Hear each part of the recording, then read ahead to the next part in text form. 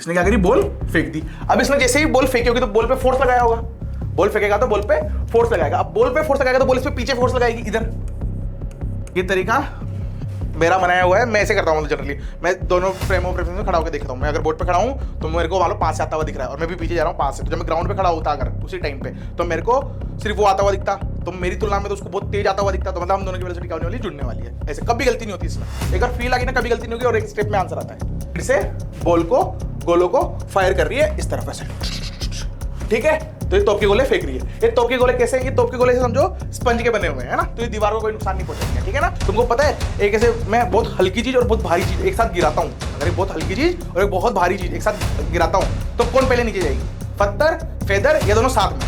Feather मतलब एक पंख, तो एक पंख गिरा रहा हूँ और एक भारी बॉल गिरा हूँ 100 किलो की, तो कौन सी पहले नीचे जाएगी, ठीक है। पिछले लेक्चर में अपन ने क्या पढ़ लिया था, पिछले लेक्चर में अपन ने पढ़ लिया था कि अगर दो ऑब्जेक्ट कुछ भी हेड ऑन कोलिजन करते हैं या ऑब्लिक कोलिजन करते हैं और उनकी केस कुछ भी हो, मतलब इज इक्वल्स टू 1 हो, इज इक्वल्स टू 0 या 1 से 0 के बीच में हो, ठीक है। मतलब किसी भी टाइप का कोलिजन हो रहा हो तो v1 v2 कैसे निकालते हैं, मतलब इनिशियल u1 u2 से आ रही होगी, टकराने के बाद v1 v2 होती है ना, तो v1 v2 हो गई, तो उस पर उसके लिए अपन v1 v2 कैसे निकालेंगे फाइनल, उसके लिए अपन ने 2 फॉर्मूले ड्राइव किए थे और वो फॉर्मूला इंपॉर्टेंट है, ठीक है। कल वहां तक कर लिया था, उससे रिलेटेड अपन ने कुछ क्वेश्चंस भी देखे थे बढ़िया बढ़िया, ठीक। यहां तक अपन को क्लियर है। आज अपन पढ़ेंगे क्या, वेरिएबल मास सिस्टम। आज क्या पढ़ने वाले अपन, variable mass system. Variable mass system, ठीक है, मतलब मास जो होगा बॉडी का वो वेरिएबल होगा, मतलब चेंज हो रहा होगा टाइम के साथ, कैसे होगा वो अपन अभी देखेंगे। इसके पहले कई बार क्वेश्चन में पूछा जाता है कि एवरेज फोर्स निकालो, मतलब average force on a wall निकालो, है ना। जैसे मान लो कि पाइप है और मैं पाइप से पानी फेंक रहा हूं तो वो किसी दीवार पे लग रहा होगा, तो उस दीवार पे एवरेज फोर्स कितना लगाया पानी ने, ये निकालो। ऐसे क्वेश्चन आते हैं, तो पहले अपन देख लेते हैं वो वैसे क्वेश्चन कैसे करते हैं, है ना, वैसे क्वेश्चन कैसे करते हैं, ठीक है। तो देखो पहले एक क्वेश्चन तो तुम ऐसे करो कि मान लो कि ये एक वॉल है, ये एक वॉल है, ठीक है, और यहां से एक बॉल, एक नहीं मतलब मल्टीपल बॉल आ रही है, मतलब ऐसे समझो कि यहां पे एक तोप है, एक तोप जैसा कुछ लगा हुआ है और ये लगातार फायर कर रही है v स्पीड से, मतलब v स्पीड से बॉल को गोलों को फायर कर रही है इस तरफ से, ठीक है। तो ये तोप के गोले फेंक रही है। ये तोप के गोले कैसे, ये तोप के गोले से समझो स्पंज के बने हुए हैं, है ना, तो ये दीवार को कोई नुकसान नहीं पहुंचाएंगे, ठीक है ना। चलो अब एक और चीज ये बोलता है कि जब पहला गोला निकलेगा, पहला गोला निकला और उसके बाद जब दूसरा गोला निकला तो इनके बीच की जो दूरी है, इनके बीच की जो दूरी है वो कितनी है, 1 सेंटीमीटर। 1 सेंटीमीटर इन दोनों गोलों के बीच की दूरी है, ठीक है। ये गिवन है क्वेश्चन में, है ना। अब ये बोलता है कि लगातार आएंगी बोले, आती जाएंगी आती जाएंगी आती जाएंगी आती जाएंगी, यहां टकराएंगी, यहां टकराएंगी, और ये बोलता है इसका E इज इक्वल्स टू 0 है। ये क्या बोलता है, इसका E इज इक्वल्स टू 0। अपन को ये पता है ना कि E इज इक्वल्स टू 0 मतलब, अब तो हर एक बच्चे को पता है क्या कि E इज इक्वल्स टू 0 है, मतलब लाइन ऑफ इंपैक्ट के अलोंग वेलोसिटी 0 हो जाएगी, सही है। लाइन ऑफ इंपैक्ट के अलोंग वेलोसिटी 0 हो जाएगी, मतलब ये ऐसे आएगी, ये लाइन ऑफ इंपैक्ट रहेगी इसकी, ये क्या रहेगी, लाइन ऑफ इंपैक्ट। तो आई यहां टकराई और इस डायरेक्शन में वेलोसिटी 0 हो गई, नीचे mg लग रहा होगा तो नीचे की तरफ ये गिर जाएगी, तो ये ऐसे नीचे गिर जाएगी, ठीक, सही बात। चलो भाई यहां तक समझ में आ गया, ये नीचे की तरफ चल जाएगी, उस तरफ की वेलोसिटी 0 हो जाएगी, ठीक, बहुत बढ़िया, यहां तक समझ में आ गया, यहां तक समझ में आ गया। अब ये बोलता है कि एवरेज फोर्स निकाल लो इन गोलों के द्वारा इस वॉल पे जो लगा है, ऐसे क्वेश्चन है। तो एक चीज समझो पहले, कैसे निकालेंगे इसको, ऐसे समझो, देखो अपन को पता था एफ डॉट डी टी का integral is equal to P final minus P initial होता है, यहां तक अपन को पता है, बहुत बढ़िया, है ना। अब मेरे को एवरेज फोर्स, तो मैंने पहले लेक्चर में बताया था जब इंपल्स पढ़ रहे थे कि अपन ऐसे लिख सकते हैं एफ एवरेज का इंटीग्रल dt इंटीग्रल dp, ऐसे dp बाई dt होता है ना। तो अपन ऐसे भी लिख सकते हैं कि f average is equals to dp by dt, है ना। अब ये dp dt को मैं एवरेज की बात कर रहा हूं तो मैं ऐसे लिख सकता हूं f average is equals to change in momentum upon change in time, सही है। अब एक चेंज इन टाइम में मान लू कि 1 है, चेंज इन टाइम में क्या मान लू, 1 है, मतलब 1 सेकेंड के लिए। तो मैं बोल सकता हूं F average is equals to change in momentum in 1 second, in 1 second. ऐसे किया जा सकता है, ऐसे किया जा सकता है, ये याद होना चाहिए, है ना। एक्चुअल में तुम देखोगे ना तो ये डेफिनेशन थोड़ी सी अलग है। मतलब एक्चुअल में होता क्या है, जब भी अपन एफ एवरेज लिखते हैं ना, है ना, मतलब तुम ये तो कॉन्सेप्ट तो आ गया यहां तक, है ना। पर एक्चुअल में अगर तुम देखोगे कि अगर तुम किसी भी चीज का एवरेज लिख रहे हो तो एक्चुअल में क्या होता है कि इसका इंटीग्रल, मतलब जो टाइम के साथ फंक्शन था इसका, वो डिवाइडेड, मतलब एक फंक्शन एफ जो है वो फंक्शन ऑफ टाइम है ना। फोर्स जो है फंक्शन ऑफ टाइम है, वो फोर्स वो है फंक्शन ऑफ टाइम है। और मेरे को क्या निकालना है, एफ एवरेज। तो एफ एवरेज क्या होता है, ये फंक्शन ऑफ टाइम, ये वाला ये एफ है into D T upon integral of D T. ऐसे निकालते हैं अपन एवरेज। आगे जाके बहुत बार तुम इसको देखोगे तो एवरेज निकालते हैं ऐसे हकीकत में, है ना। इसको अगर थोड़ा सिंप्लीफाई करूंगा तो इसको, ये क्या है एक्चुअल में, ये तो चेंज इन टाइम है डेल्टा टी। तो इसको अपन ऐसे लिख सकते हैं F average is equals to ये ऊपर वाला क्या है, P final minus P initial. तो P final minus P initial, और नीचे वाले को लिख दूंगा, या मैं इसको डीपी भी लिख सकता हूं। वैसे वही इक्वेशन बन जाएगी, सेम वही इक्वेशन बन जाएगी, हाँ कि ना, बन जाएगी ना भाई मेरे। तो वही इक्वेशन बन जाएगी डेल्टा टी, और फिर मैं बोलूंगा अगर मेरे को एफ एवरेज चाहिए तो चेंज इन मोमेंटम 1 सेकेंड का निकाल लूं। मतलब 1 सेकेंड में जो मोमेंटम में चेंज आया वो क्या होगा, एफ एवरेज। ऐसे एफ एवरेज निकालते हैं, ठीक है। तो इस क्वेश्चन को करो। इसको कैसे करोगे, इसको कैसे करोगे, ये 1 सेंटीमीटर है, इसको 10 मान लो, इसको 10 मान लो। ये 10 मीटर पर सेकंड से आ रही है गोलियां, ठीक है साहब। ये कितने से आ रही है, 10 मीटर पर सेकंड से। तो मेरे को अब 1 सेकंड की कहानी दोहरानी है, 1 सेकंड की कहानी दोहरानी है। मेरे को क्या पता है कि एफ एवरेज जो इसने पूछा है ये किसके बराबर होता है, ये होता है P final minus P initial. Time कितना होना चाहिए, टी इज इक्वल्स टू 1 होना चाहिए, है ना। 1 सेकंड के अंदर जो मोमेंटम में परिवर्तन आया वो क्या होता है, एवरेज फोर्स। क्योंकि एवरेज फोर्स तो क्या है, हर पूरे टाइम ही कांस्टेंट माना जा सकता है एवरेज फोर्स तो, हाँ कि ना। एवरेज फोर्स तो एवरेज है वो, मतलब वो एक कांस्टेंट वैल्यू है ना, तो उसको पूरे टाइम ही कांस्टेंट माना जा सकता है। तो मैं 1 सेकंड में निकालू, 10 सेकंड में निकालू, 20 सेकंड में निकालू, 0 सेकंड में 0.1 सेकंड में निकालू, सब पे एफ एवरेज बराबर ही आएगा। हाँ, तो सर 1 सेकंड ही क्यों लिया, 1 सेकंड इसलिए ताकि रिलेट कर पाओ। जैसे यहाँ मीटर पर सेकंड है तो मैं 1 सेकंड में कितने मीटर चलेगा, 10 मीटर, है ना। तो सोचने में मजा आएगा, क्लियरिटी आएगी। ठीक, चलो यहां तक देख, यहां तक समझ में आ गया। तो मेरे को पता है कि 1 सेकंड में साहब 10 मीटर की दूरी ट्रेवल करेगी एक बॉल। तो यहां से लेके 10 मीटर तक जितनी भी बोले होंगी वो आके दीवार पे टकराएगी 1 सेकंड में। तो यही वो है जो मोमेंटम लगाएगी। तो इन 10 बोलों का मेरे को मोमेंटम लिखना है, मतलब 10 मीटर में जितनी बोले माई है उनका मोमेंटम लिखना है मेरे को, फाइनल माइनस इनिशियल। वो किसके बराबर होगा, एफ एवरेज के। सही बात, क्योंकि टाइम तो अपन ने 1 सेकंड मान ही लिया। बहुत बढ़िया, यहां तक अपन को समझ में आता है। अब ये सब 1 सेंटीमीटर है, ये 1 सेंटीमीटर को मैं क्या लिखता हूं, 1/100 मीटर, 1/100 मीटर। तो 1 मीटर में देखो हर सेंटीमीटर पे एक बोल आ जाती है वापस से। तो 1 मीटर में 10 बोले आएंगी, 1 मीटर में 10 बोले आएंगी, 10 बोले आएंगी। तो 1 मीटर में 10 बोले आएंगी, तो सॉरी 100 बोले आएंगी, 100 बोले आएंगी ना, हाँ कि ना, 100 बोले आएंगी ना। और ये 100 बोले 10 मीटर में कितनी हो जाएंगी, 1000। तो 1000 बॉल्स आके दीवार पर टकराने वाली है। यहां तक अपन को समझ में आ रहा है, बहुत बढ़िया। यहां तक अपन को समझ में आ गया, बहुत बढ़िया। अब देखो अब मैं क्या लिखूंगा, एफ एवरेज क्या था, P final minus P initial. P final momentum क्या है सबका, 0 होता जा रहा है along the line of impact, है ना। तो P final minus initial momentum. Initial momentum कितना आएगा, देखो सारी बोले हैं, कितनी बोलेंगे, 1000 बोल, 1000 बोले इंटू कितना था वो, 10 से आ रहा था, मास इंटू वेलोसिटी। कितना हुआ ये, 10,000। 10,000 क्या है, एवरेज फोर्स। अभी डायरेक्शन मतलब उस तरफ लग रहा होगा, ये एवरेज फोर्स बॉल पे उस तरफ लग रहा होगा, और इस पे दीवार पे इस तरफ लग रहा होगा। ठीक है, फील से समझ में आता है डायरेक्शन किधर जाएगा। चलो यहां तक अपन को समझ में आ गया। ऐसे करते हैं क्वेश्चन को, है ना, ऐसे क्वेश्चन पूछे जाते हैं। क्लियरिटी के लिए एक और क्वेश्चन करते हैं, ये वाला क्वेश्चन करते हैं, है ना, ये वाला क्वेश्चन करते हैं। क्या बोल रहा है ये, अ water jet of cross section area A.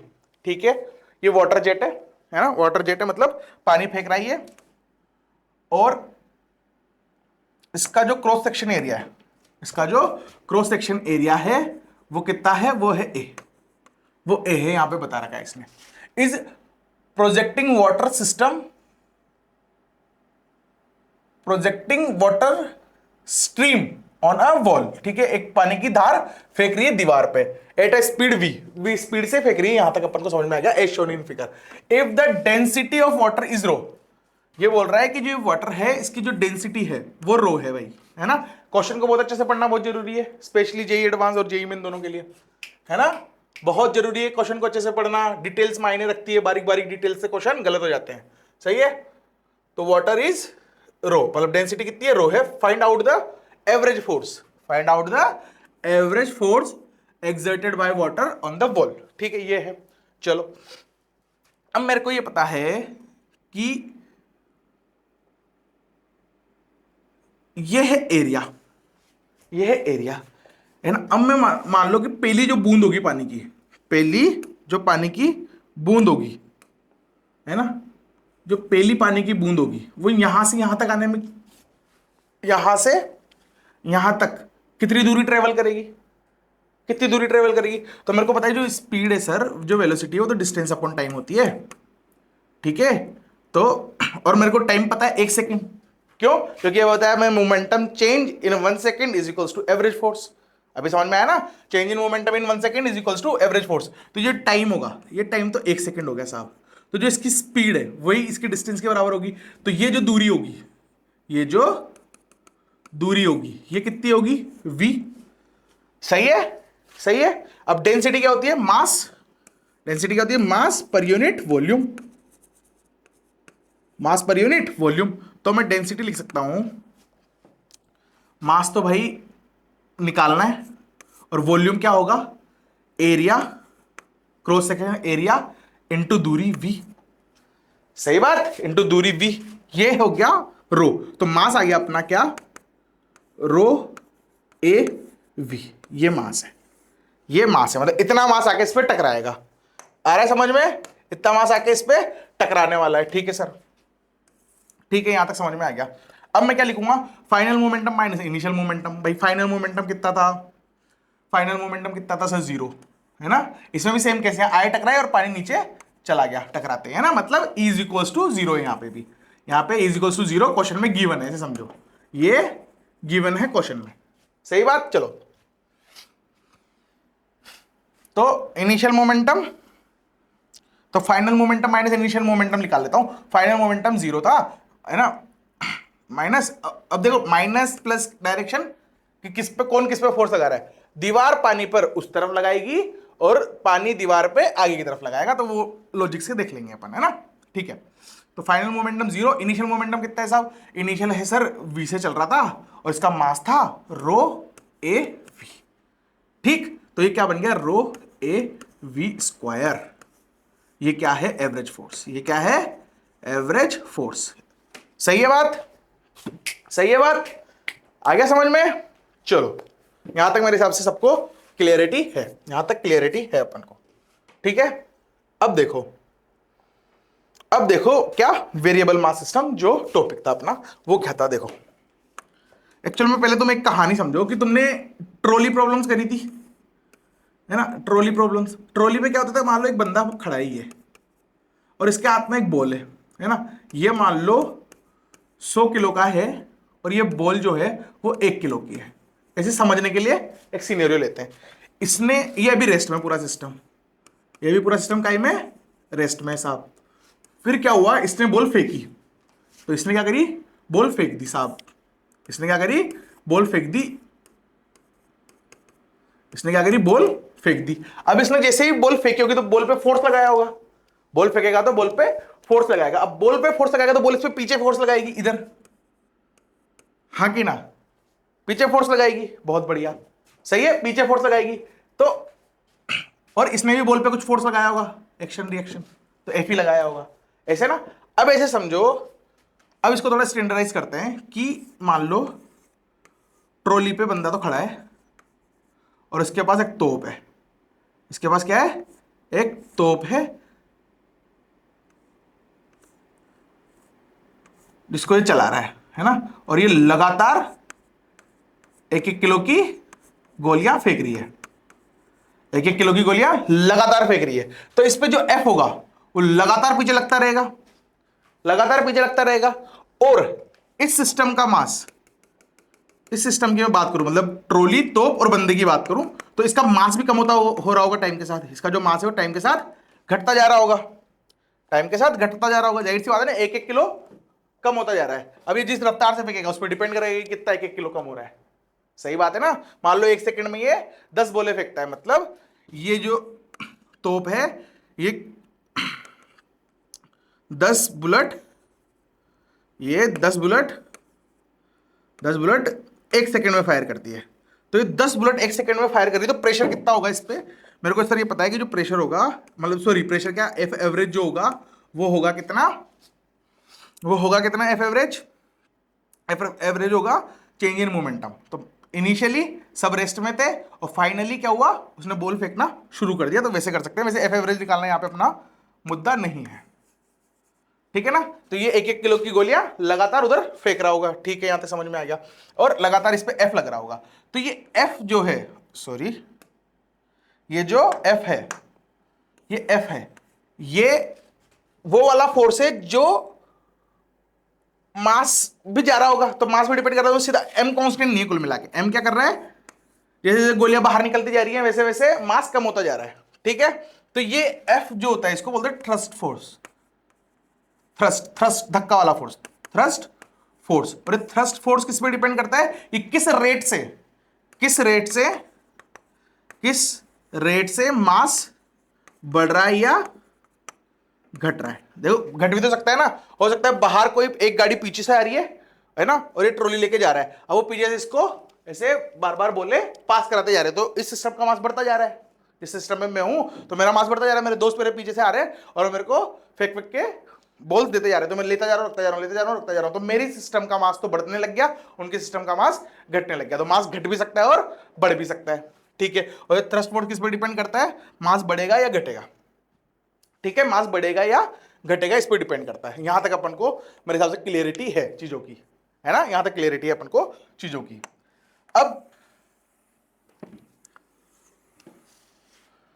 अब तुम सोचो कि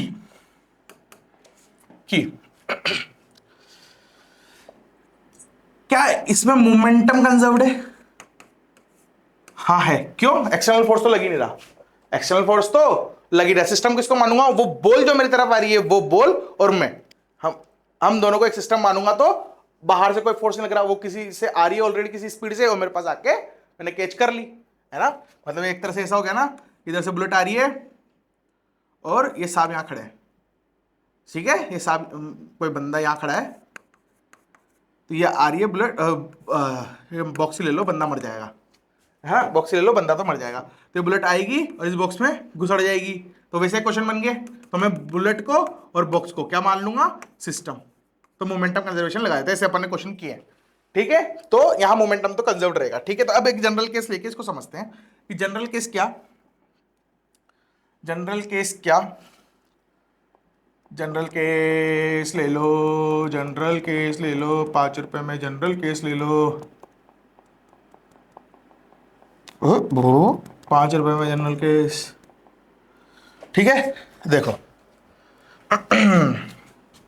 जनरल केस क्या, तुम समझो कि एक मास था m, इसको बड़ा m बोल देता हूं, ठीक। और इसमें से एक छोटा m मास ये चल रहा है मान लो v नोट से, एकदम जनरल केस ले रहे हैं ताकि सारे केसेस इसमें आ जाए। बड़ा m है, v नोट से चल रहा है और इसने एक छोटा सा मास पीछे छोड़ दिया। तो ये छोटा सा मास मान लो ये रहा, इसको dm बोल देता हूं, छोटा सा है इसलिए dm बोल देता हूं, है ना। और ये इधर चल रहा है किससे, पहले ऐसे डायग्राम के साथ समझते जाते हैं वरना तुम भी कंफ्यूज हो जाओगे, है ना। क्या हो गया, पहला केस ये था, फिर क्या हुआ, फिर इसमें से एक छोटा सा डीएम पीछे रह गया, एक छोटा सा डीएम पीछे रह गया, जिसकी वेलोसिटी मान लो वी आर। आर क्यों बोल रहा हूं ये बताऊंगा, है ना। और ये बड़ा एम, ठीक है। ये वी आर क्या है, ये वेलोसिटी है किसके रेस्पेक्ट में, बड़े वाले मास के रेस्पेक्ट में। ऐसा क्यों ले रहा हूं, आगे जाके समझ में आ जाएगा, है ना, आगे जाके समझ में आ जाएगा। ये जो वी आर है, ये वी आर क्या है, ये है वेलोसिटी ऑफ डीएम मास। ये क्या है, velocity of DM mass with respect to बड़ा एम, विद रेस्पेक्ट टू बड़ा एम, ठीक। चलो अब ये डीएम बाहर गया तो इसका मास कितना बचा, बड़ा एम माइनस डीएम, है ना। डीएम तो बाहर निकल गया ना, तो इतना बचा। और इसकी जो रफ्तार है वो मान लो पहले वी नोट थी, डीवी से बढ़ गई, है ना। 1 करोड़ किलो में से 1 ग्राम निकलेगा, तो ऐसा कुछ कुछ होगा, है ना। उस केस को भी अपन अब समझ रहे हैं, उस केस को भी अपन अब समझ रहे हैं, ठीक है। तो ये हो गया भाई फाइनल केस। इनिशियल और फाइनल का मोमेंटम कंजर्व था क्या, हाँ सर, इनिशियल और फाइनल मोमेंटम कंजर्व था, बिल्कुल था, बिल्कुल था, ठीक है, बिल्कुल मोमेंटम कंजर्व्ड था। तो अब मैं मोमेंटम कंजर्वेशन लगाऊंगा, मैं क्या लगाऊंगा, मोमेंटम कंजर्वेशन। तो देखो इनिशियल मोमेंटम क्या है, बड़ा एम इंटू वी नोट, क्या है, बड़ा एम इंटू वी नोट। तो इनिशियल मोमेंटम बड़ा M into V naught is equals to final momentum.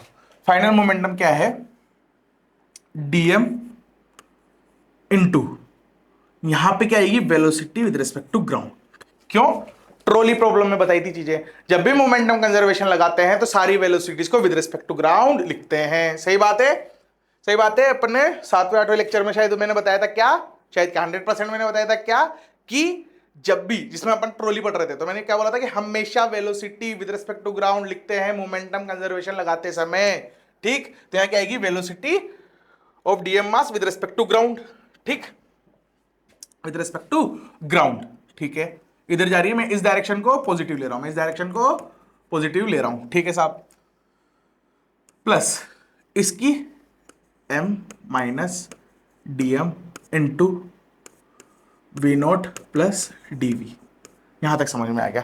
अब सर मेरे को ये vg तो बताओ, ये vg क्या होगी, vg मतलब वेलोसिटी ऑफ ग्राउंड। तो ऐसे समझो, देखो बहुत सारे तरीके हैं।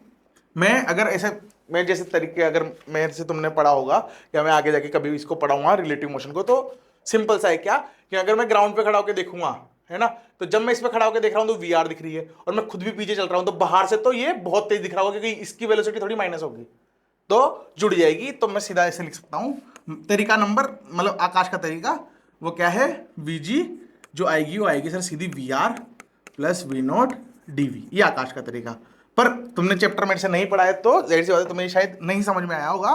तो तरीका नंबर 2 क्या है, तरीका नंबर 2 है कि अगर मैं मान लूं कि जो डीएम मास है वो वीजी से चल रहा है, और एक सिस्टम है जो कि वी नोट प्लस डीवी से चल रहा है, तो मेरे को इसके रेस्पेक्ट में देखना है, तो मैं इसको रोकूंगा, तो पलट के इसको दे दूंगा।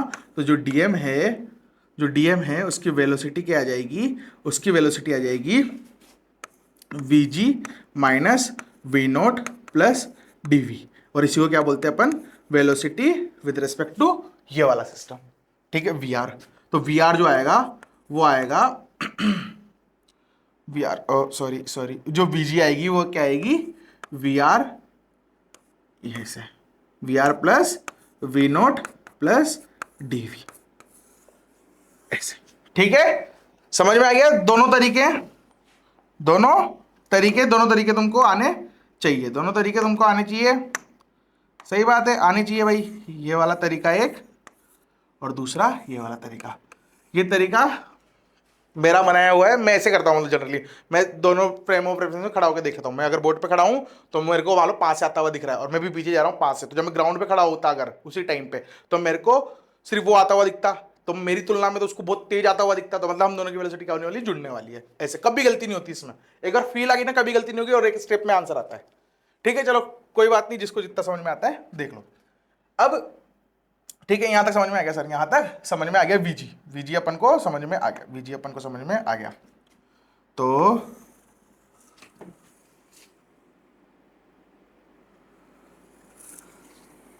ये वीजी अपन ने निकाल ली, ठीक है ना, वीजी अपन ने निकाल ली। इस वीजी को मैं ऊपर रख देता हूं, ये लो साहब। मेरे हिसाब से यहां तक तो सबको फंडा क्लियर है ना। ये वीजी सबको समझ में आ गई, ठीक है। चलो अब यहां पे सीधा ये वीजी था तो वीजी रिप्लेस करूंगा, तो एम बड़ा M V naught is equals to D M, और वीजी क्या है, वीजी है sir V R plus V naught plus D V. यहां बीच में प्लस भी है, यहां बीच में प्लस भी है, यहां बीच में प्लस भी है, V naught plus D V, ठीक है, वहां प्लस भी है, ठीक है। यहां तक समझ में आ गया। चलो भाई यहां तक तो लिख दिया, प्लस इसको चाहो तो मल्टीप्लाई कर लो, तो M V naught plus M D V minus D M V naught minus D M V naught, ये इधर जाएगा ना, तो minus D M D V. सही बात।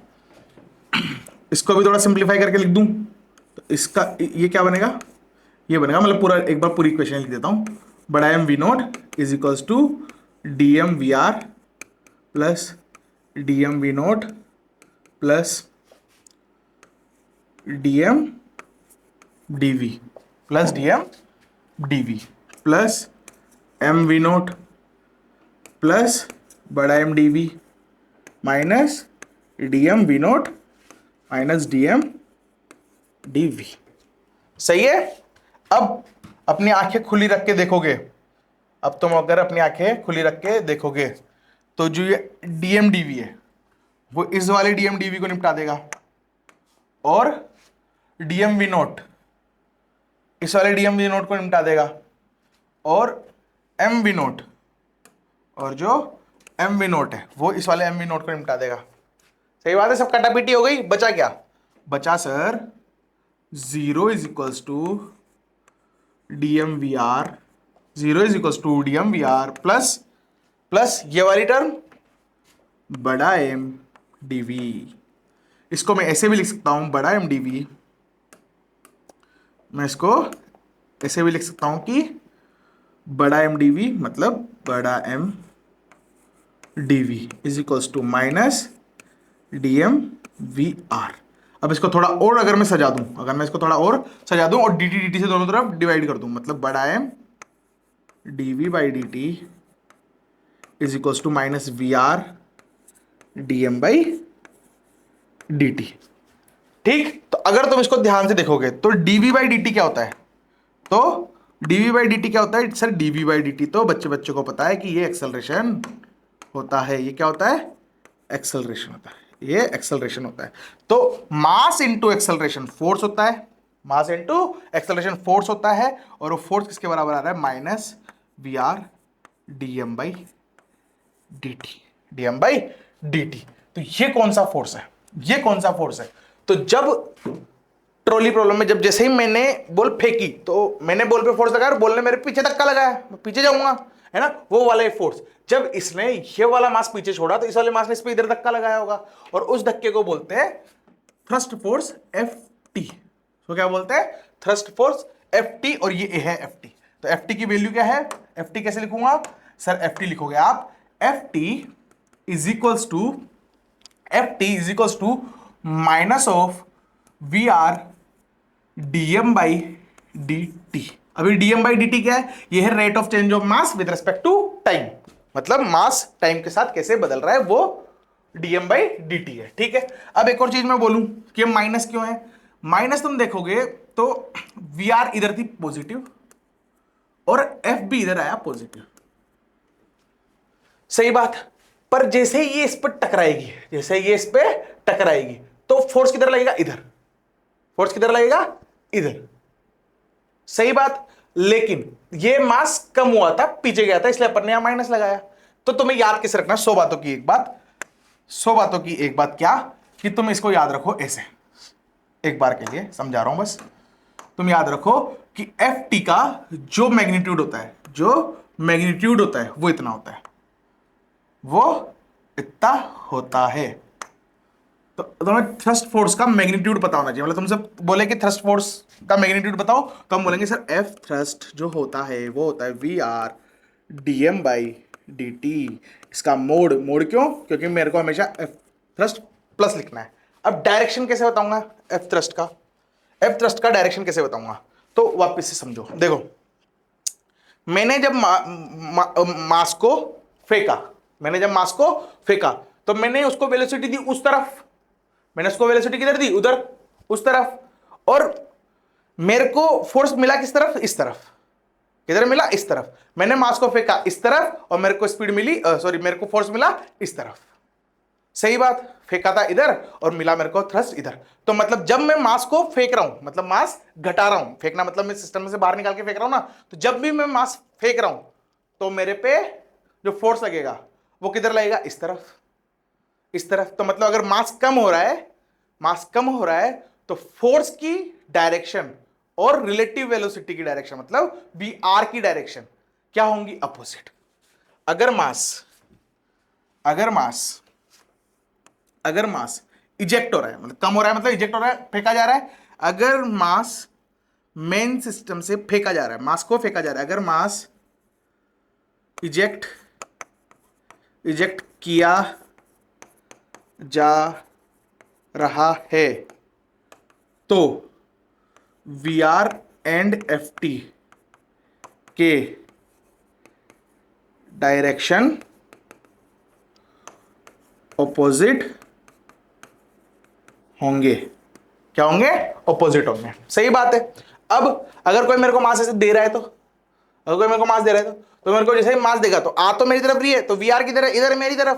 मैंने उसको पकड़ा और मेरे को पीछे फोर्स महसूस हुआ, तो फोर्स वापस पीछे से महसूस हुआ, मगर इस बार मास आ रहा है, मास बढ़ रहा है। ठीक है, तो अगर मास इजेक्ट की जगह इंजेक्ट हो रहा है, मतलब अपने पास आ रहा है, इजेक्ट का मतलब फेंकना और इंजेक्ट मतलब अपने पास आना। अगर अपने पास आ रहा है तो V R and with thrust का डायरेक्शन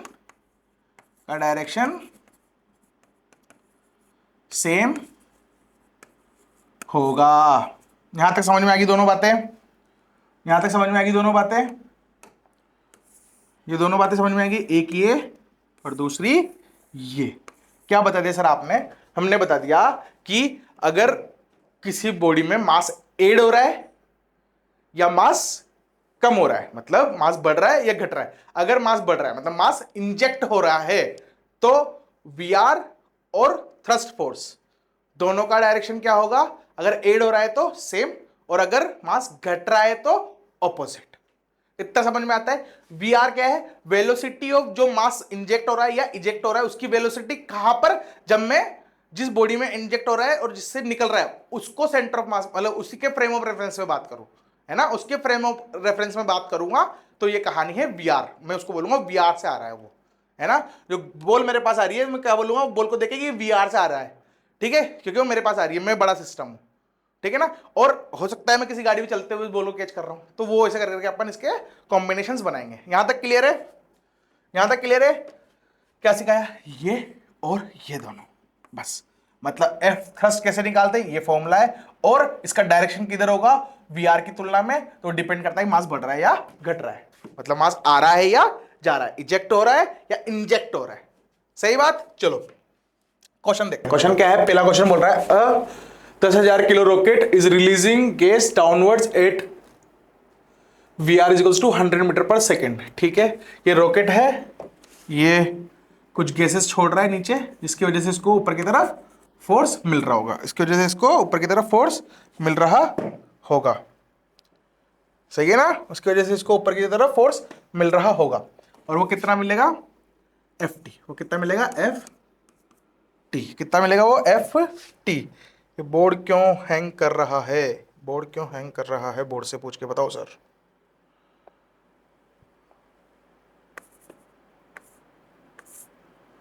कोई नहीं, देखते हैं, जैसा कर रहा है वैसे, अपन को तो क्वेश्चन करने से मतलब है। ठीक है, एफ टी ऊपर की तरफ लग रहा होगा, और ये बोल रहा है कि जो इसका ये फ्यूल निकल रहा है, इसका जो अमाउंट निकल रहा है वो उसकी जो इंजेक्ट इंजेक्ट करने की स्पीड है वो कितनी है, म्यू, मतलब म्यू अमाउंट हर सेकंड निकल रहा है, म्यू अमाउंट हर सेकंड निकल रहा है। इतना समझ में अपन को आता है, इतना अपन को समझ में आता है। ठीक है, ठीक है भाई, इतना तो समझ गए हम। अब आगे, so that the rocket will lift up from the launching pad, find out the minimum rate of injection. Injection मतलब डीएम बाई डी की बात कर रहा है भाई, ये तो डीएम बाई डी की बात कर रहा है कि डीएम बाई डी मिनिमम बताओ कि ये उड़ चले। तो भाई सही बात है, तो इसमें जो mg होगा, mg जो नीचे लगेगा वो कितना लगेगा, 10,000 इंटू 10 G10, ठीक, इतना न्यूटन फोर्स नीचे लगेगा। तो जो एफ टी है उसको मिनिमम इतना होना पड़ेगा, आके ना मिनिमम इतना होना पड़ेगा।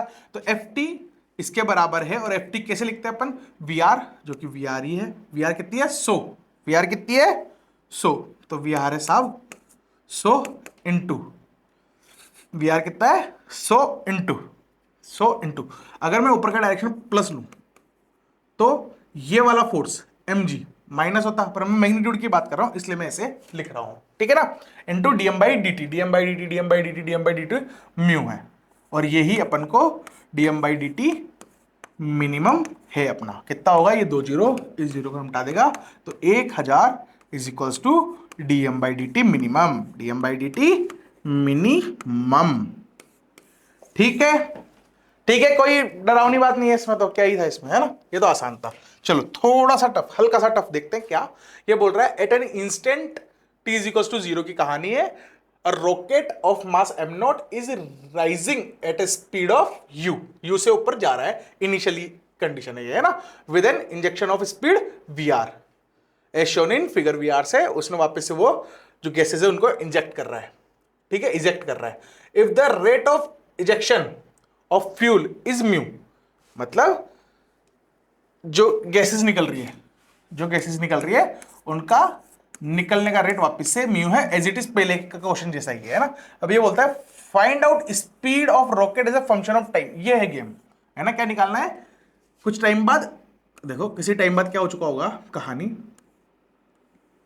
ये रॉकेट साहब हमारे, ये गंदा सा रॉकेट है ना, इसकी स्पीड ऊपर की तरफ हो चुकी होगी v, सही बात, नीचे वी आर कॉन्स्टेंट था तो वी आर ही होगा। मास क्या हो चुका होगा इसका m नॉट, मास क्या हो चुका होगा इसका m नॉट माइनस कितना हो चुका होगा, m नॉट माइनस, अगर मान लो यहां पे टाइम t लग चुका था, तो यहां पे टाइम t लग चुका था, तो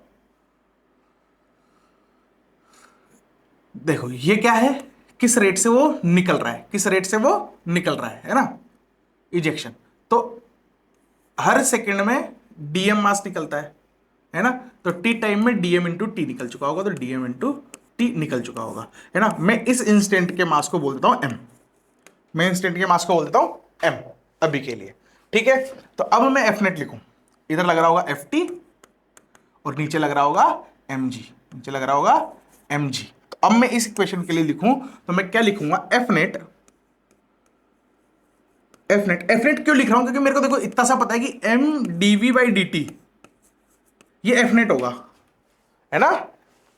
इसकी सिस्टम की वेलोसिटी की बात करें तो टोटल फोर्स ऑन सिस्टम ही लिखूंगा, और वो dv बाई डी टी का होगा, और मेरे को velocity as a function of time निकालना है, तो जाहिर सी बात है ये चमकता है, नहीं चमकता तो आगे से अब से तुमको ये चमकना चाहिए, कुछ भी बोले velocity with respect to time, या sorry velocity as a function of time निकालो, तो हमको dv बाई डी टी तो लाना पड़ेगा, है ना, स्टैंडर्ड तरीका है ये, तो ठीक है ना, याद होना चाहिए।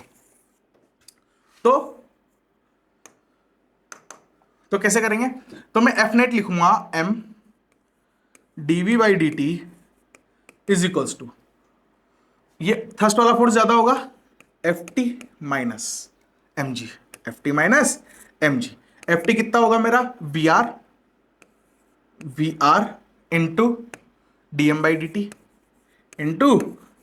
D T minus M G, ये किसके बराबर होगा, m dv by D T के, सही बात है, m से डिवाइड कर दो सबको, तो m से डिवाइड करूंगा तो मैं लिखूंगा dv by D T is equals to V R by M into D M, और मैं t से इधर मल्टीप्लाई भी करता हूं ताकि t भी साथ में सेट हो जाएगा, है ना। मैं क्या कर रहा हूँ, टी को भी साथ में इधर मल्टीप्लाई करता जाता हूँ, तो यहाँ डी टी बच रहा था, डी टी से डी टी निपट जाएगा, माइनस एम जी, तो एम इसको काट देगा, एम इसको काट देगा, ये बनेगा सिर्फ जी इंटू डी टी। सही बात है। अब मैं इसको इंटीग्रेट कर दूं, साइड से बात है, इनिशियली यू दे रखी है, फाइनल मान लो वी हो गई, है ना। मास इनिशियली एम था, फाइनल में जाके मान लो एम नोट प्लस इजेक्ट हो रहा है, तो एम नोट माइनस, मैं इसको अलग कलर से लिख देता हूं ताकि तुम्हें दिखे अच्छे से, एम नोट माइनस इसको म्यू बोल रहे तो म्यू टी, इसको mu T, M naught minus mu into T. सही है। यहां तक समझ में आ गया क्या? यहां तक समझ में आ गया क्योंकि क्वेश्चन हो चुका है, यहां तक समझ में आ गया, क्वेश्चन हो चुका है, सीधा इंटीग्रेट करना है, सीधा इंटीग्रेट करना है। यहां तक समझ में आ गया क्या? यहां तक समझ में आ गया? किसी को दिक्कत है जीवन में अपने, किसी को दिक्कत है अपने, समझ में आ जाना चाहिए, कोई बड़ी बात नहीं है इसमें, ठीक है। चलो चलो आगे करते हैं, आगे करते हैं। क्या भाई क्या बना ये v माइनस यू, ये लो, अब तो क्वेश्चन हो चुका है वैसे तो, फिर भी तुम बोल रहे हो तो कर देता हूं, है ना। वी आर कॉन्स्टेंट था, वी आर कॉन्स्टेंट था, तो वी आर तो मैं बाहर एज इट इज लिख देता हूं। 1/m का इंटीग्रेशन ln m होता है, ln m होता है, और इसकी लिमिट लगानी पड़ेगी मेरे को कहां से, m से, सॉरी m नोट से, इनिशियल m नोट था, m नोट से m naught minus u into T, mu, ये म्यू है, सॉरी यू नहीं, म्यू इंटू टी। सही है, सही है। लिमिट लगानी minus g into T, simple, इसका dt का इंटीग्रेशन तो ये बनेगा, है ना, 0 से t। सही बात, नो बकवास। देखो इसको लिख सकता हूं मैं v is equals to V R, पहले मैं इसको सोल्व करके देता हूं तुमको सिर्फ, वरना जिसको गणित कमजोर होगी जिसकी, उसकी फिजिक्स भी कमजोर हो जाएगी हाथों हाथी, है ना। इस टर्म की बात कर रहा हूं, लिमिट डालने की बात कर रहा हूं बस, है ना। ये कैसे डालूंगा, देखो ln upper limit m naught minus mu T minus lower limit ln m note. जब माइनस होता है ऐसे तो इसको ऐसा लिखा जा सकता है ln m naught minus mu T divided by m note, ऐसे लिखा जा सकता है, ये यहां लिख दूंगा मैं। तो v is equals to V R ln m naught minus mu T by m naught minus G T, ये आ गया v as a function of time. ये क्या आ गया, v as a function of time, v as a function of time. समय क्या हो रहा है बताओ जरा, समय क्या हो रहा है, बहुत समय है हमारे पास अभी तो, बहुत समय है, बहुत समय है। चलो next question, next question, a cart of mass m naught, cart of mass m naught, यहां मास लिखना भूल गया वो, cart of mass m naught starting moving to the right due to a constant horizontal force F। Start करता है F से चलना, मतलब इनिशियल वेलोसिटी क्या होगी, 0। सही बात है, लेकिन F चालू करेगा इसको, तो अभी तो खड़ी है, फिर अब इसको चालू करेगा, तो भाई साहब अभी तो ये रेस्ट में थी, तो इसकी इनिशियल वेलोसिटी तो 0 हो गई, ठीक है भाई। एंड सैंड स्पिल्स, मतलब सैंड ये से बिखर रही है टुचुक टुचुक टुचुक on the cart from a stationary hopper, stationary hopper अर्थात इसको होपर बोलते हैं भाई, इसको होपर बोलते हैं। और ये बोल रहा है ये स्टेशनरी है, मतलब ये फिक्स्ड है, मतलब ये फिक्स्ड है, ठीक है।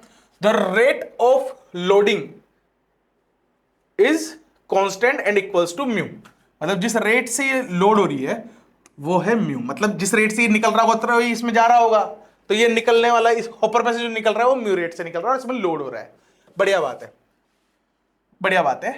Find the time dependence of velocity of the cart. अभी देखो टाइम डिपेंडेंट ऑफ वेलोसिटी मतलब मेरे को समझ में आ गया कि मेरे को एफ नेट निकलना है, एफ नेट लिखना है। अब तुम एक चीज समझो, अब तुम एक चीज समझो बाबू, क्या कि ये वाली देखो, ये किसी टाइम बाद, कुछ टाइम बाद v से चल रही है, मान लो कुछ टाइम बाद v से चलेगी, है ना। मैं एक जनरल टाइम t की बात कर रहा हूं, मैं जब t is equals to t हो गया, जब टाइम t हो गया तब की बात कर रहा हूं, तो वेलोसिटी मान लो v हो गई, सही बात है। कार्ट की वेलोसिटी v होगी, ये रुका हुआ है, ये फिक्स्ड है, मतलब इसकी ये लंबाई इतनी होगी कि ऐसे चल रहा है और ये ऐसे, ये तो यही है और ये गाड़ी आगे चलेगी, बस ऐसा केस है।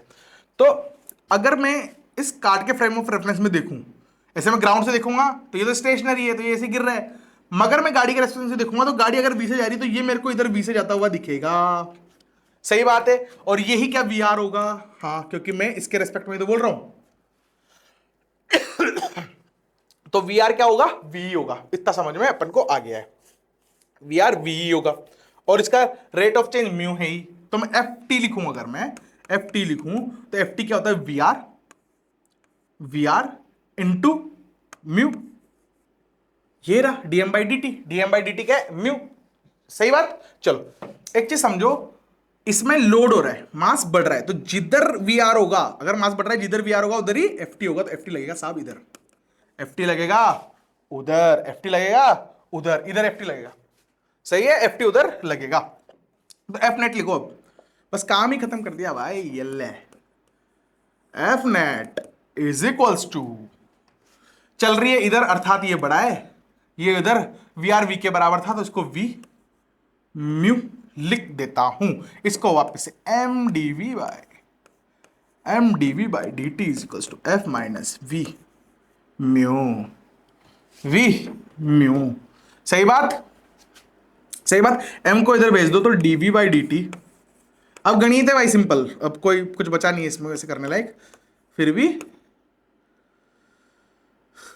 भी हम कर देते हैं, कोई दिक्कत वाली बात नहीं। देखो इसे m को सीधा यहां पे तुम ऐसे लिख सकते हो, ये m क्या हो जाएगा किसी टाइम t पर, ये m हो जाएगा m प्लस म्यू से बढ़ रहा है, कितने टाइम तक बढ़ा? मान लो t तक, t टाइम की बात कर रहा था, t तक हो गया, into D V by D T is equals to F minus V by U, V into mu. ठीक, इसको थोड़ा और अच्छे से लिखूं तो मैं क्या लिख सकता हूं? देखो ये t वेरिएबल है, इसमें t वेरिएबल है तो मैं इसको dt के साथ लिखूंगा, और इसमें v वेरिएबल है तो इसको v के साथ लिखूंगा। मतलब मैं इसको ऐसे लिखूंगा, मैं इसको लिखूंगा dv, मतलब इस वाले को नीचे लाऊंगा तो 1 upon F minus mu into V into mu लिखो या म्यू इंटू वी लिखो, कोई बात नहीं है, पर जैसे लिखता जा रहा हूं वैसे लिखूंगा, v इंटू म्यू, ये आ जाएगा dv is equals to 1 upon, इसको भी नीचे लाया, m plus mu into T into D T. सही है। क्वेश्चन बहुत पहले खत्म हो चुका है, ये गणित है। क्वेश्चन तो बहुत पहले खत्म हो गया, यही खत्म हो गया क्वेश्चन, तो अभी गणित कर रहे हैं अपना। ठीक है, चलो देखो, ठीक, लिमिट डाल दो अलग कलर से। लिमिट डलेगी कहां से कहां तक? लिमिट डलेगी इसमें v जाएगा 0 से v और टाइम जाएगा 0 से t। ठीक है, अब इसका इंटीग्रेशन क्या बनता है? जो वेरिएबल है अगर उसके साथ में कुछ मल्टीप्लाई में तो 1 अपॉन में आ जाएगा, तो यहां आ जाएगा 1 अपॉन क्या है? म्यू कांस्टेंट है, v तो वेरिएबल है, dv तो था यहां पे, तो ये आ जाएगा माइनस म्यू इंटू ln, क्या बनेगी term? f minus v into mu, limit 0 से v इज इक्वल्स टू, इसके बराबर इसका क्या बनेगा? 1 upon mu ln m plus mu into T, limit जाएगी 0 से t। ठीक है, ये म्यू को निपटा देगा, ये माइनस, ये देखो upper limit minus lower limit, तो अपर लिमिट डालूंगा, इसकी बात कर रहा हूं, इस वाली टर्म की बात करूं तो इस वाली टर्म को मैं लिख सकता हूं क्या? माइनस ln अपर लिमिट तो f minus v into mu minus lower limit ln f, यहां 0 बन जाएगा, है ना। अब ये माइनस था बाहर, तो माइनस डाइजेस्ट करने के लिए करूंगा, माइनस अंदर जाएगा तो इसको उल्टा पुल्टा, मतलब मैं इसको ऐसे भी लिख सकता हूं, मतलब मैं इसको ऐसे लिख सकता हूं ln f plus ln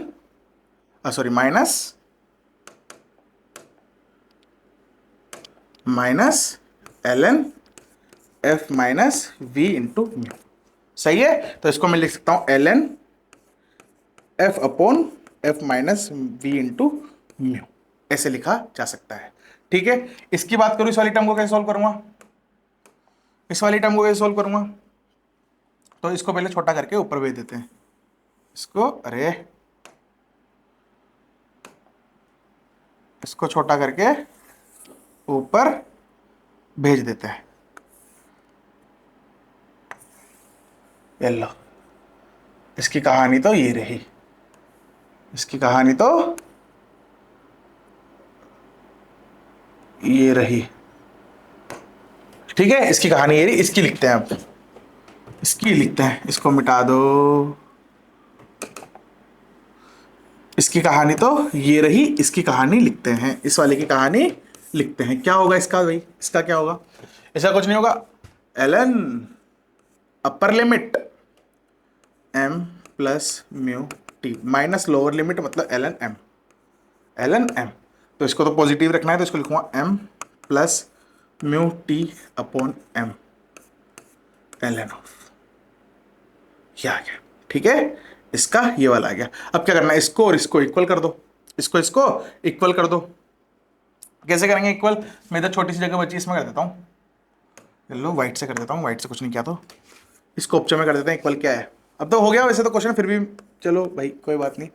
F minus V into mu is equals to M plus mu T upon M. अब मनु क्या निकालना था, V is a function of time, तो वी निकालना था, तो ठीक है, तो इसको इधर ले जाता हूँ, ये बनेगा F M divided by M plus mu into T, इसको नीचे ले गया, इसको उधर ले गया, है ना, और इस पूरी टर्म को मतलब इज इक्वल्स टू ये बनेगा F minus V, F minus इधर उतर के लिखता हूं, एफ माइनस वी म्यू। तो वी कैसे लिखूंगा, मैं वी लिखूंगा, मैं वी कहाँ लिखूं यार, जगह ही नहीं बच रही, यहां लिखता हूं, तो मैं टांगे नहीं फट जाए सर, तो मेरे को वी लिखना है, तो मैं इसको सीधा इधर और इसको इधर, तो बड़ा F minus M F divided by M plus mu T, ये आ गया, ये सॉरी वी, ये क्या आ गया वी, ये क्या आ गया वी आ गया, ये आ गया वी, है ना। यहाँ पे ऊपर नीचे भी कर सकते हो इसको, एलसीएम एलसीएम ले लो आके, वैसे भी किया जा सकता है। ठीक है, हो गया क्वेश्चन, आगे बढ़ जाऊं, हो गया क्वेश्चन, आगे बढ़ जाऊं, चलो आगे देखो, आगे देखो, इसमें क्या है, इसमें क्या है, इसमें है a cart loaded with sand moves along a horizontal floor. ठीक है, हॉरिजॉन्टल फ्लोर पे मूव कर रही है due to constant force F, इसमें भी कांस्टेंट फोर्स लग रहा है एफ, इस पे भी कांस्टेंट फोर्स लग रहा है F, coinciding in the direction with the cart velocity vector, मतलब जिधर वेलोसिटी का वेक्टर है, मतलब कार्ट भी चल रहा है कुछ से, a cart is moving with the horizontal floor coinciding force F coinciding in the direction with the cart velocity v। ठीक है, इसकी वेलोसिटी भी इधर ही है ना। In the process sand spills through a hole in the bottom with the constant rate mu, मतलब यहां से जो ये निकल रही है रेती, है ना, रेती रेती रेत, ये है म्यू। ठीक है, find the time depends on the velocity, वापस से एफ नेट निकालना है कुल मिला के, वापस से एफ नेट निकालना है कुल मिला के। देखो ये v से चल रही है, तो ये कितने से चल रही होगी, ये भी v से चल रही होगी, पर ये v with respect to ground होगी। अगर मैं इसी में बैठ के इसको देखूंगा तो रेस्ट में होगी, तो मैं बोलूंगा जो वी आर है वो तो जीरो है, मतलब एफ ट्रस्ट जो है वो जीरो है। वाह वाह, कुछ बचा ही नहीं, फिर क्या बचा, अगर सब जीरो है तो मैं बोलूंगा एफ नेट इक्वल है एफ के, एफ नेट इक्वल है एफ के, एफ नेट इक्वल्स है एफ के। सही बात, सही बात। अभी एफ को लिख दूंगा क्या, M D V by D T, क्या लिखूंगा, M D V by D T, क्या लिखूंगा, M D V by D T, M D V by D T. ये किसके बराबर होगा, M D V by D T, F के बराबर। किसके बराबर होगा, एफ के बराबर, ये होगा एफ के बराबर। और इस m को लिख सकता हूं मैं एम नॉट, इनिशियल मास दे रखा है, इनिशियल मास, इनिशियल मास नहीं दे रखा, इनिशियल मास मान लो एम नॉट, इनिशियल मास मान लो एम नॉट, तो एम नॉट और इससे जा रहा है तो minus mu into T, minus mu into T is equals to D V by D T is equals to F. बस काम खत्म हो गया भाई। इसको क्या लिखूंगा मैं, 1/f dv is equals to 1/m0 minus mu to into D T. इसका इंटीग्रेशन अगर मैं कर दूं तो 1/f तो ठीक है ना, v आ जाएगा। इंटीग्रेशन कर रहा हूं भाई मैं इनका, तो इसका बनेगा v, वेलोसिटी कहां से कहां तक जा रही है, 0 से v मान लो फॉर एग्जांपल, है ना, और इसका टाइम 0 से t मान लो, ठीक है ना। तो 1/f 0 से v, तो v बनेगा सीधा इज इक्वल्स टू, इसका क्या बनेगा वापस से, -1/μ ln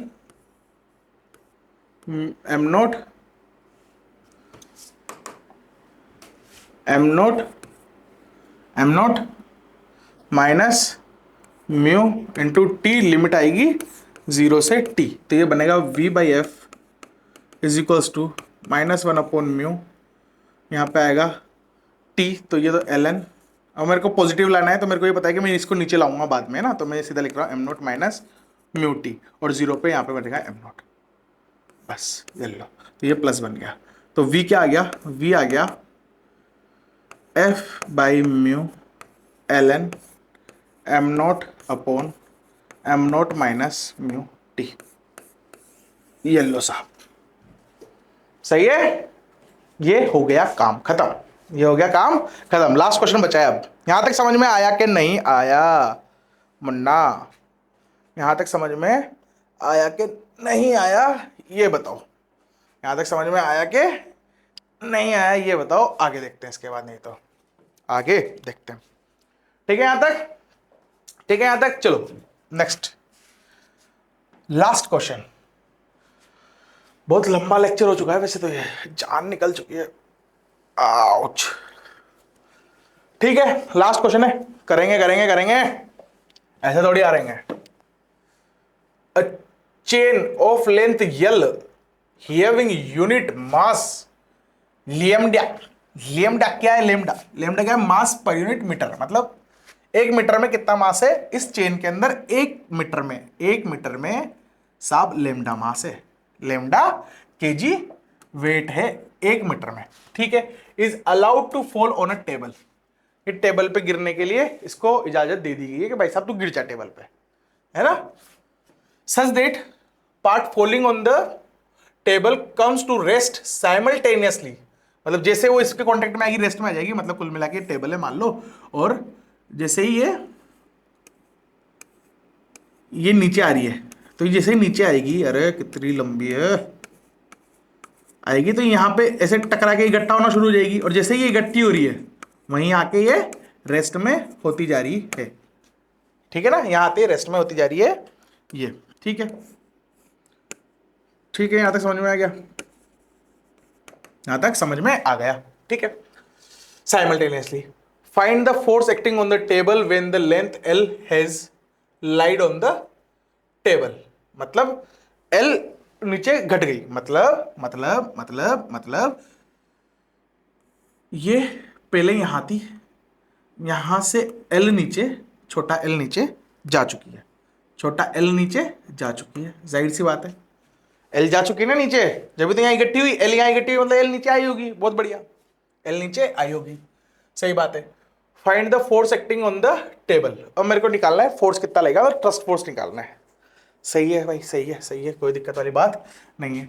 मेरे को ये बताओ, जो इस पे आ गई इसका मास क्या होगा, तो लेमडा क्या होता है, लेमडा होता है मास पर यूनिट लेंथ, ये क्या होता है, मास पर यूनिट लेंथ, लेंथ है L, तो lambda into L, lambda into L, ये क्या है, लेमडा इंटू L क्या है, ये है साहब मास, ये है साहब मास। इतना वजन तो नीचे जा चुका है, इतना वजन तो नीचे जा चुका है, यहां तक अपन को क्लियर है। एक बार मैं टाइम देख लूं, टाइम क्या हो रहा है, टाइम, हाँ ठीक है अपने पास टाइम अभी। Lambda into L is equals to M, ये मास है, ये मास है इतना जो आ चुका है नीचे। Find the force acting on the table when the length L is lied on the, अब देखो इसके हर पार्टिकल की स्पीड तो सेम रहेगी नीचे की तरफ v, क्योंकि आपस में जुड़े हुए हैं, तो ये आएगा v से नीचे, ये आएगी v से नीचे। अब इसकी नीचे आने के बाद स्पीड क्या हो चुकी होगी, √2gh, √2gl है ना। v square is equal to U square plus 2as, acceleration constant होगा क्या, हाँ। हर पार्टिकल कांस्टेंट स्पीड से नीचे जाएगा। तुमको पता है एक ऐसे मैं बहुत हल्की चीज और बहुत भारी चीज एक साथ गिराता हूं, अगर एक बहुत हल्की चीज और एक बहुत भारी चीज एक साथ गिराता हूं तो कौन पहले नीचे जाएगी, पत्थर, फेदर या दोनों साथ में। फेदर मतलब एक पंख, तो एक पंख गिरा रहा हूं और एक भारी बॉल गिरा रहा हूं 100 किलो की, तो कौन सी पहले नीचे जाएगी, ऑप्शन ए भारी वाली, option B feather, option C दोनों साथ में जाएंगे। दोनों साथ में जाएंगे, आंसर क्या है, दोनों साथ में जाएंगे, दोनों साथ में जाते हैं। एक्सेलरेशन मास पे डिपेंड करता है क्या, नहीं करता ना। जी जो है जी वो किस पे डिपेंड कर रहा है, किसी पे नहीं कर रहा, जी तो टेन ही है ना, टेन ही है। और v is equal you plus 80, तो इसमें मास आ रहा है क्या, कहीं नहीं आ रहा, तो दोनों साथ में नीचे गिरेंगे, एक्सेलरेशन सब पार्टिकल का सेम होगा। तो यहाँ √2gh हो चुका है, यहाँ √2gh हो चुका है, हो चुका है, √2gh हो चुका है, √2gh हो चुका है। बताओ आगे कैसे करूं, क्या करें क्या ना करें, क्या करें क्या ना करें, करना है कुछ काम, शुरू करो अंताक्षरी लेके प्रभु का नाम। कैसे होगा बाबू, ये आ गया। तो जो मास गिर रहा होगा उसकी स्पीड है v, मेरे को पता है F thrust is equal to VR dm/dt होगा। F थ्रस्ट जो होगा VR होगी √2gh, √2g इंटू h क्या है इसकी L, ये वाली L, तो √2g L इंटू dm/dt क्या है, dm/dt क्या है लेमडा, dm/dt क्या है लेमडा, लेमडा लेमडा क्या है ये लेमडा, क्या है ये लेमडा। ठीक है, हो गया काम यार, ये तो आंसर ही आ गया, ये लो। अब मेरे को निकालना क्या था कि find the force acting on the table. अब टेबल पे एक्टिंग निकालने को बोल रहा है, ये एफ थ्रस्ट थोड़ी बोल रहा है। तो मेरे को अब क्या पता है कि मेरे को भाई टेबल पे कितना फोर्स लगेगा, तो इसका मास m इंटू एल था, मतलब लेमडा इंटू एल था, इंटू जी मतलब 10, तो लेमडा एल जी, लेमडा एल जी नीचे लग रहा था, ठीक है सर, लेमडा एल जी नीचे लग रहा था, और ये एफ टी था, तो ये था वेट और ये था फोर्स, तो F T plus W is equals to √2gl into lambda L G into lambda L G. तो क्या बन जाएगा, क्या बन जाएगा भाई, ये बन जाएगा कुछ भी नहीं, एल स्क्वायर लेमडा का square into 2gl into L G, ऐसे, ठीक है।